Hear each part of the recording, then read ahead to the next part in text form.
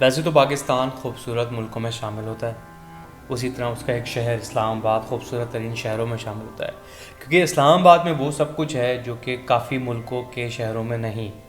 जी हाँ, इस्लामाबाद की अपनी नेचुरल ब्यूटी। इसी तरह लाहौर भी है, इसी तरह कराची भी है। लाहौर और कराची जो है तरक्की याफ्ता शहरों में शामिल हुआ जाते हैं, क्योंकि डेवलप्ड शहर कहा जाता है जहाँ पे दुनिया की हर चीज़ मौजूद है। जी हाँ, इसी मौजूदगी के हर चीज़ के दौरान, इस मौजूदगी के हर चीज़ के बीच में दुनिया में एक ऐसे इस मुल्क के माशरे में एक ऐसे काम हो रहे हैं जिसका आप सबको अफसोस होता है।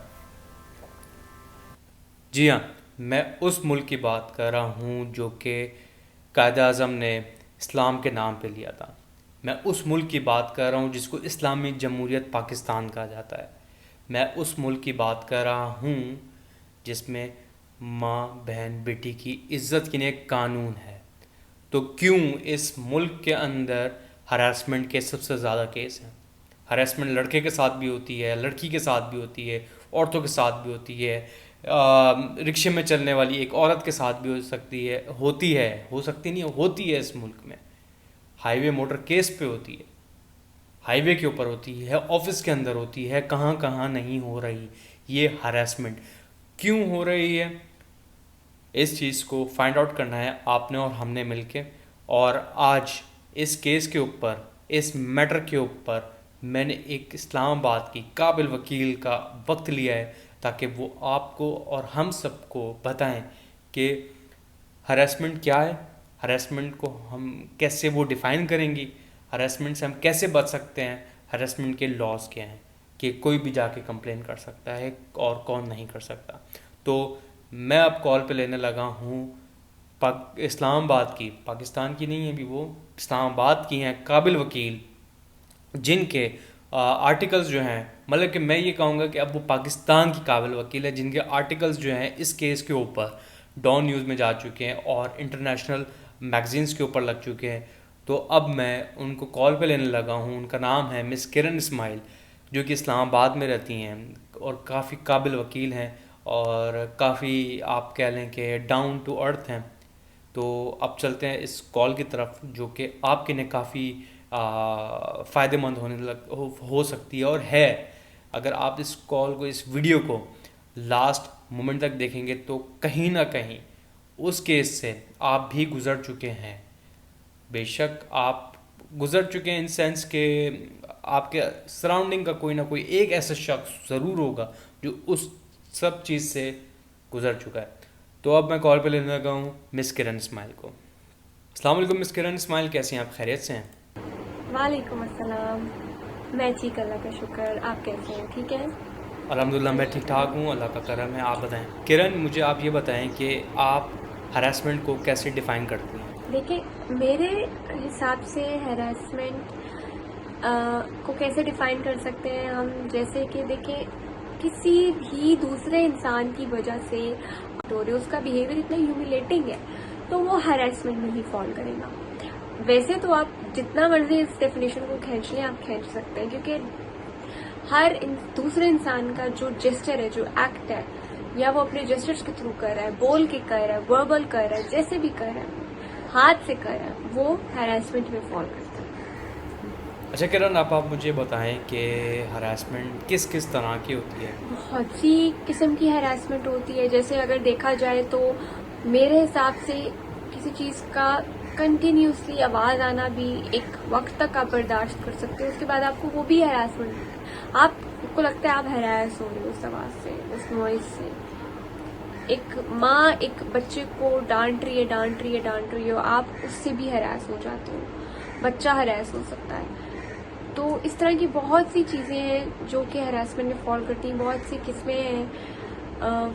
सेक्सुअल हरासमेंट होती है, ठीक है, आपकी वर्बल होती है, आप बहुत सी आपकी इस तरह की इकसाम है जो कि हरासमेंट में फॉल करती हैं। जैसे कि मैं इसमें देखें, बच्चे भी हरास हो रहे हैं, बड़े भी हरास हो रहे हैं, ख़वातीन भी हरास हो रही है, मर्द भी हरास हो रहे हैं, हर कोई हरास हो रहा है। आजकल इतना कॉमन हो चुका है ये हरासमेंट का एलिमेंट। तो मेरे ख्याल से ये इसी को आप कहेंगे कि ये हैरासमेंट है।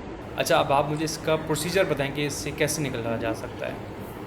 प्रोसीजर की अगर हम बात करें तो देखिए, प्रोसीजर इतना डिफिकल्ट है हैरेसमेंट का, उसको फॉलो करना एक ले मैन के लिए इतना मुश्किल है प्रोसीजर को समझना, जिसके लिए उसको एक लॉयर को एंगेज करना बहुत जरूरी है। लॉयर के बगैर वो कर नहीं सकता। अगर लॉयर के बगैर वो जाता भी है अपने इस इशू को लेके हैरेसमेंट के, तो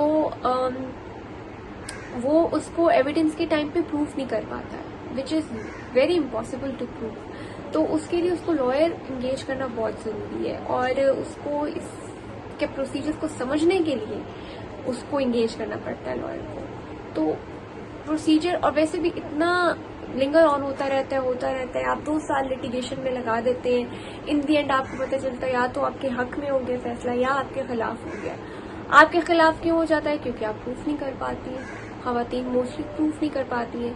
हक में हो जाता है तो कल को वो अपील हो जाती है उसकी कोर्ट में जाके।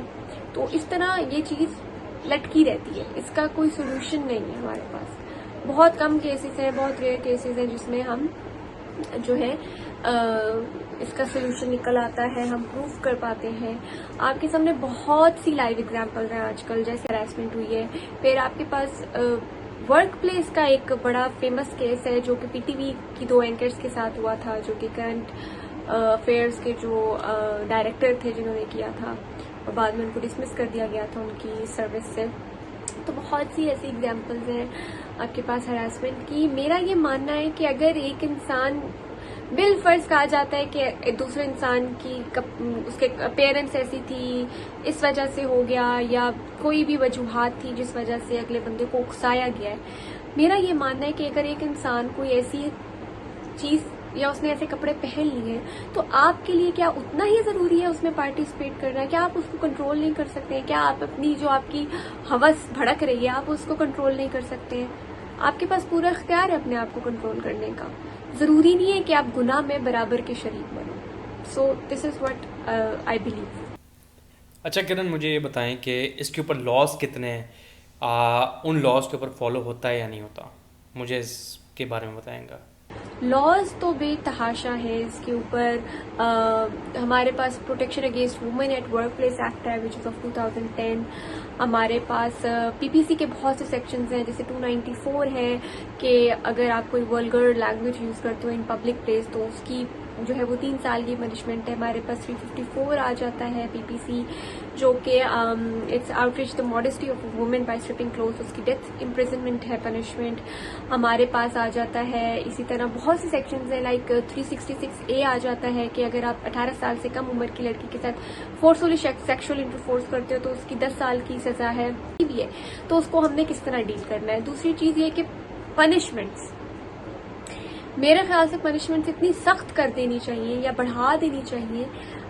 मेरे ख्याल से तो सीधी सीधी डेथ इम्प्रिजनमेंट होनी चाहिए, या इतनी पनिशमेंट होनी चाहिए कि वो इंसान जेल में ही जो है वो सड़ के उसकी जो है वो वहीं पे वो मौत हो जाए।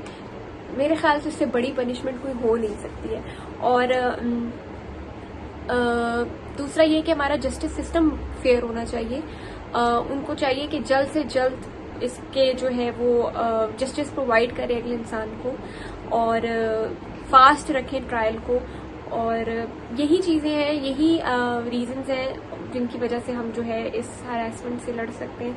वरना जितना कॉमन हो गया आजकल हरासमेंट, मेरा नहीं ख्याल कि पॉसिबल है कि हम इसको हम इससे छुटकारा हासिल कर सकते हैं। हमारी खवातीन, हमारे मर्द, हमारे बच्चे, हर तरह के इंसान के साथ हरासमेंट हो रही है। मैं यहाँ पे सिर्फ खवातीन की बात नहीं करती, खवातीन के साथ हरासमेंट होती है, बहुत मुश्किलात का सामना पेश करती हैं वो। उनके साथ हरासमेंट हो जाए वो चुप करके बैठ जाती हैं, वो बता नहीं सकती, क्योंकि बताएंगी सोसाइटी में इशू बनेगा, लोग बातें करेंगे, कहेंगे इसने किया उसने किया। कल को फैमिली में इशूज बनते हैं, 100 लड़कियों की शादी होनी है, मसले मसाइल बढ़ जाते हैं, तो लड़कियां मोस्टली चुप करके बैठ जाती हैं। तो मेरी गुजारिश है उन लड़कियों से कि प्लीज अगर आपको लगता है आपके साथ ज्यादती हुई है जिसमें आपका कोई कसूर नहीं है, प्लीज कम फॉरवर्ड। आपके पास हर तरह का फोरम अवेलेबल है, आके आप उसको अवेल करें, लॉयर से एंगेज करें, जिस तरह मर्जी, फैमिली को ट्रस्ट में लें, बताएं। जहाँ तक बात है तो मर्दों के साथ भी हरासमेंट होती है, मर्द भी खवातीन से हरास हो जाते हैं। बच्चों की हरासमेंट आपके सामने कसूर के केसेस देख लें, इतने ज्यादा कॉमन है। इस्लामाबाद में इवन इतने ज़्यादा आप देखें तो केसेस हैं हरासमेंट, सेक्सुअल हरासमेंट के, बच्चों के साथ, लड़कों के साथ, लड़कियों के साथ। तो खुदारा मेरी फैमिली से भी ये गुजारिश है कि अपने बच्चों को संभाल के रखें, अकेले मत उनको जाने दें, उनका ख्याल रखें और अपनी बेटियों पे ट्रस्ट करें, अपने बेटों पे ट्रस्ट करें। उनको जिस हद तक आप उनके लिए कुछ कर सकते हैं प्लीज़ उनको करें। और हमारे जस्टिस सिस्टम से मेरी भी यही गुजारिश है कि प्लीज़ इतना फेयर कर दें, इतना अच्छा कर दें ये जस्टिस सिस्टम कि वाकई एक इंसाफ जो इंसान लेने आया उसको इंसाफ मिले और वो ना उम्मीद होके ना जाए और वो इतना भरोसा रखे हमारे इस पाकिस्तान के जस्टिस सिस्टम पे कि उसको यहाँ से इंसाफ मिलेगा, चाहे वो मर्द हो, औरत हो या कोई बच्चा हो। जी किरण, बिल्कुल आपने सही फरमाया। इस हमारे जस्टिस सिस्टम को काफ़ी स्ट्रॉन्ग होना पड़ेगा, फेयर होना पड़ेगा और मुझे उम्मीद है कि लोगों को ये चीज़ समझ आई होगी। और आपका बहुत बहुत शुक्रिया अदा करता हूँ कि आपने टाइम निकाला इस कैंपेन के लिए। और हम चाहते हैं कि इसकी जो एजुकेशन है, जो हमारे जो कम तबके के, जो गरीब तबका जो है हमारे, उनके तक पहुँचे, उन तक पहुँचे कि हम उसके लिए हम क्या कर सकते हैं कि ये मैसेज उन तक पहुँचे। यूट्यूब, सोशल मीडिया हर किसी के पास है, तो ऐसा क्या हम लोग करें कि इसकी हरासमेंट किस तरह से होती है बच्चों तक वो पहुँचे ताकि वो उस चीज़ से अवेयर रहें। और हम तो नहीं कर सकते लेकिन कोशिश कर सकते हैं, ये आवाज़ उठा सकते हैं कि जी गवर्नमेंट ऐसा कुछ वो करे कि उन बच्चों के लिए जो सिक्योरिटी के लिए करे ताकि कोई भी उन पर गलत नज़र ना रखे। आपका फिर मैं बहुत बहुत शुक्रिया अदा करता हूँ, आपने अपना टाइम दिया, कीमती टाइम निकाला और इंशाल्लाह फिर हम लोग करेंगे ज़रूर। ठीक है, अपना ख्याल रखिएगा और बहुत जल्द मुलाकात होगी। Thank you for having me, thank you, अल्लाह हाफिज़। तो guys, she was Kiran Ismail. ये किरण इस्माइल थी जो कि इस्लामाबाद की एडवोकेट हैं और बहुत ही उन्होंने एक अच्छी बात हमें एक बताई है, मुझे और आपको सबको। तो मुझे उम्मीद है हम सब जो है इनकी बात के ऊपर फॉलो करेंगे इंशाल्लाह। लड़कियों को मैं ख़ास तौर पे कहता हूँ, अगर मुझे ये परमिशन देती हैं तो फिर मैं इनका यूट्यूब का चैनल भी इस लिंक में डिस्क्रिप्शन में डाल देता हूँ और इनका कॉन्टैक्ट नंबर, जो वर्क का कॉन्टैक्ट नंबर है, उनकी लोकेशन वो मैं आपको दे देता हूँ अगर वो मुझे परमिशन देती हैं तो, अदरवाइज़ नो। तो काइंडली बाकी आप इनके चैनल पर जाइए और काफ़ी जो इन्होंने इन्फॉर्मेटिव वीडियोज़ डाली हैं, तो kindly go and have a look. और अपना ख्याल रखिएगा, दूसरा का ख्याल रखिएगा और स्टे होम, स्टे सेफ। ज़्यादा अननेसेसरी बाहर मत जाइए। सही ख्याल रखिएगा। अस्सलाम वालेकुम।